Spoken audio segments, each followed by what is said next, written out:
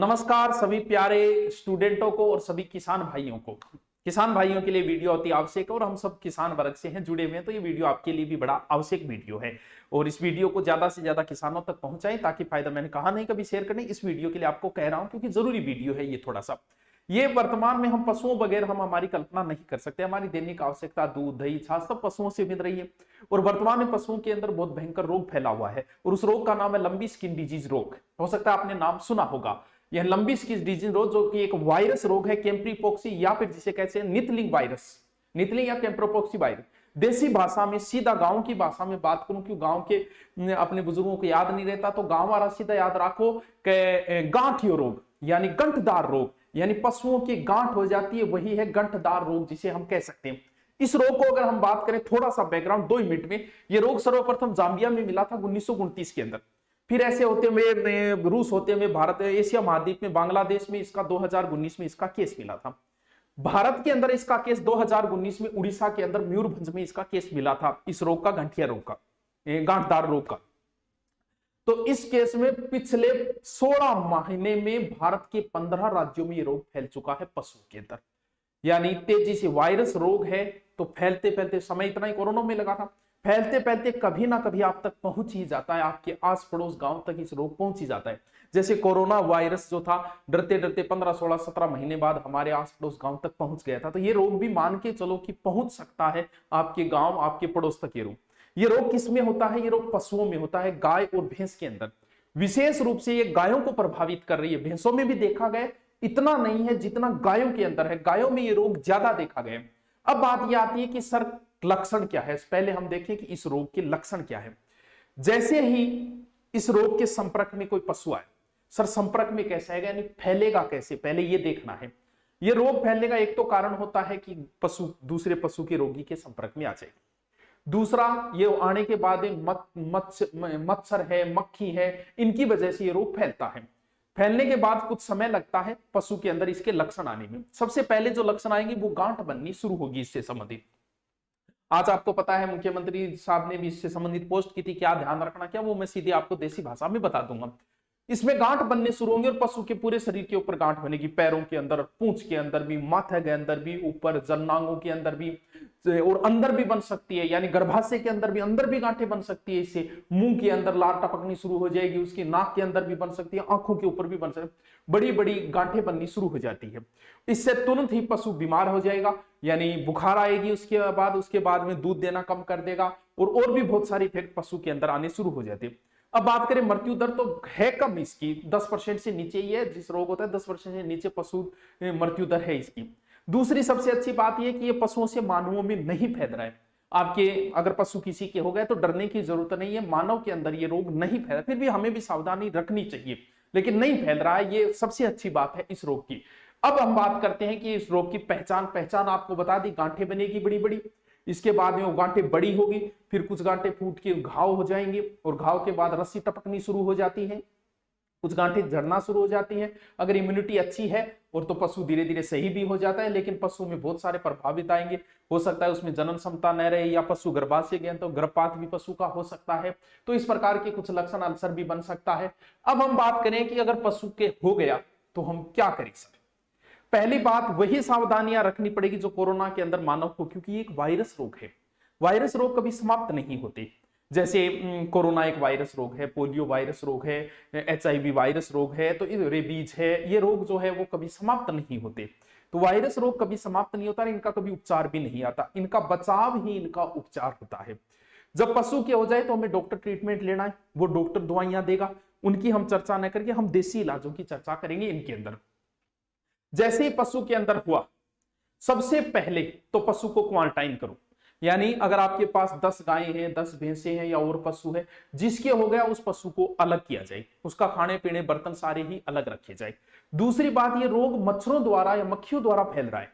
अब किसान भाइयों को बताने की जरूरत नहीं है कि मच्छर को कैसे भगाया जाए, मक्खियों को कैसे भगाया जाए, क्योंकि या तो धुआं कर दो या फिर वहां नीम जला दो, या नीम जलाने, ये कपूर वगैरह का बताया वो भी आप कर सकते हो। इससे आपके मच्छर, क्योंकि मच्छरों द्वारा ये एक पशु से दूसरे दूसरी बात, हम हमारे क्या होता है, गांव के अंदर एक ही खेड़ होती है, पशु सारे वहीं जाते हैं। कुछ दिन उस चीज का भी थोड़ा सा आप ध्यान रखें। पशु कई साथ में गांव के चरने जा रहे तो वहां भी थोड़ा सा ध्यान रखें, क्योंकि किसान वर्ग के लिए एक संपत्ति का प्रतीक माना जाता है पशु।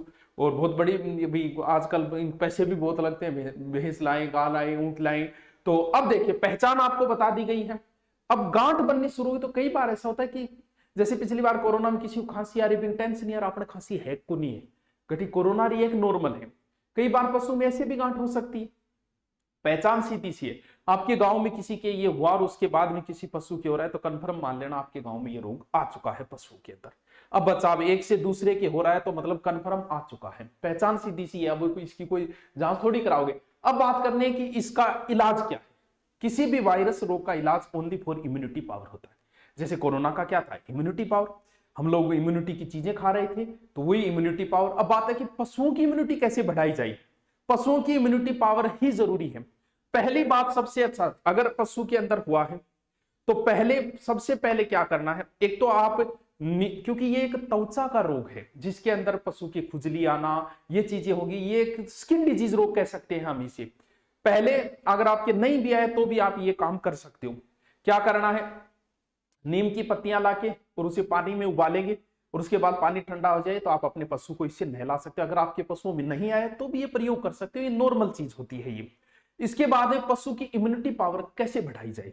इम्यूनिटी पावर बढ़ाने के लिए आप पशुओं को आंवला, सूखे आंवले भी खिला सकते हो। इससे अगर आपका पशु गाभीन भी है तो भी कोई फर्क नहीं पड़ेगा, आंवलों से कोई ज्यादा साइड इफेक्ट नहीं होता। आप सूखे आंवले पीस के पशु को 25 से 50 ग्राम तक खिला सकते हो। इसके अलावा जो गिलोय होती है, गिलोय की कुछ पत्तियां लाके अपने पशु को खिला सकते हो। इससे भी पशु की क्या बढ़ेगी, इम्यूनिटी पावर आपकी बढ़ेगी।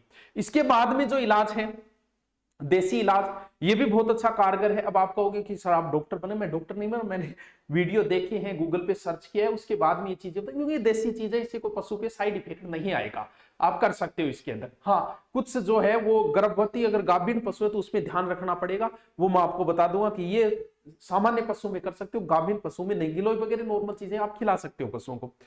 ये जैसे हम लोगों की घाव हो जाता है, इसमें क्या होता है, पशु की गांठ बनेगी, घाव होगी, तो कई बार फिटकड़ी लगाते देखा होगा, प्रत्येक नाई जो है वो कट होते फिटकड़ी लगाता है। तो करना क्या है, आपको थोड़ी आधा किलो फिटकड़ी ले लें और लगभग 20-25 लीटर पानी, यानी एक बाल्टी के बराबर पानी के अंदर उस फिटकड़ी को घोल लें। घोलने के बाद पशु को आप पूरे को नहला सकते हो, क्योंकि इससे घाव वगैरह भरने के चांस, यानी पूरे पशु को उससे क्या करा दो, स्नान। ये होने के बाद में वो नीम वगैरह तो ऐसे ही कर सकते हो। ये अगर पशु के हो गया तब आप क्या करना है, पहले तो ये प्रयोग करें आप। इसके बाद में तुरंत ही एक दूसरा प्रयोग करना है। क्या करना है, ये देने के बाद ये दूसरी खुराक दो, कारगर बताई गई है। ये क्या है, बाजरी को आटो पीस लो, महीन भी नहीं होना चाहिए, थोड़ा मोटा, पशु के खाने लायक आप पीस सकते हो। उसमें 2 बड़ी चम्मच हल्दी डाल दो। उसके बाद में उसमें देसी घी, गाय का ही घी होना चाहिए। बहुत सारे गाय के रोग तो गाय को घी देने से ही हो जाते हैं। उसमें 50 से 60 ग्राम आप घी डाल दो। फिर उसको बना लो लोथा, यानी रोटी बनाने के लिए अगर सूखा है थोड़ा पानी भी डाल सकते हो, यानी ओसन लेवल। ओसन के 2 मोटी रोटी बनाओ, रोटी बना के भी सेको, सिर्फ एक साइड से सेकना है उस रोटी को, दोनों साइड से नहीं सेकना है। और वो आप अपने पशुओं को खिलाई, इससे इम्यूनिटी पावर बढ़ेगी पशु की और बहुत अच्छा फर्क आना भी नजर आ जाएगा। ये जो इलाज है मैं कोई प्रमाणित नहीं है, लेकिन देसी इलाज है, कोई साइड इफेक्ट नहीं होते। मैंने गूगल वगैरह यूट्यूब पर देख के आपको ये देसी इलाज बताया, और भी आप देख सकते हो, कोई बहुत सारे आपको मिल जाएंगे। और मच्छरों को मारने की व्यवस्था तो सबसे पहले करें, जैसे भी करनी है, नीम वगैरह जला दिया करो, धुआं कर दिया करो इससे। तीसरा जो है वो बड़ा प्रयोग जो है वो भी आप कर सकते हो। ये जो तीसरा प्रयोग है वो गाभीन पशु पे न किया जाए। ये क्या करना है, इसके अंदर आपको गिलोय लेनी है लगभग 50 ग्राम, ठीक है। इसके अलावा अगर 20 तुलसी के पत्ते ले लो, 8 लूंग ले लो, आप लिख भी सकते हो तो बाकी भी पहले वाले प्रयोग भी करते हो। बाकी देखो, डॉक्टर को तो सबसे पहले बुलाना है, वो जो डॉक्टर आप देगा, जैसे खुजली की दे देगा डॉक्टर और वगैरह उन चीजों में, वो तो डॉक्टर के काम है, वो नाम बताने से भी क्या फायदा है। यानी थोड़ा सा आप गिलोय ले लो 50 ग्राम, इसके बाद 20 तुलसी के पत्ते मिला लो उसमें, 8 लूंग, 20 काली मिर्च और पिसेड़ी अदरक लगभग 10 ग्राम। जितनी मात्रा बताइए उतनी ही होनी चाहिए, कम ज्यादा नहीं होनी चाहिए। दोबारा देख लेना क्या क्या। फिर 1 लीटर पानी में उसे घोल लो। जब पानी उबालो 1 लीटर पानी में, जब पानी आधा लीटर बचे तब उसमें थोड़ी सी हल्दी मिला दो, ठीक है। 2 चम्मच लगभग। 5 दिन तक ये भी पशु को कर सकते हो, लेकिन गाभिन पशु के अंदर ये न करें। ये एक रोग है, अगर आ जाए तो कोई ज्यादा डरने की जरूरत नहीं है। अगर अच्छा इम्यूनिटी पावर है तो पशु धीरे धीरे सही हो जाए, लेकिन पशु की बहुत बड़ा नुकसान हो जाता है, बीमार हो जाता है, कमजोर हो जाता है दूध, और बाकी पशु मानवों में नहीं फैलता है, लेकिन ये बहुत बड़े स्तर पर फैल चुका है राजस्थान के अंदर। तो इसे थोड़ा सा ध्यान रखें, बचाव ही उपचार है। Okay, thank you. कैसा लगा आपको वीडियो ये भी जरूर बताएं, और किसान भाइयों तक इस वीडियो को भी पहुंचाएं। ओके।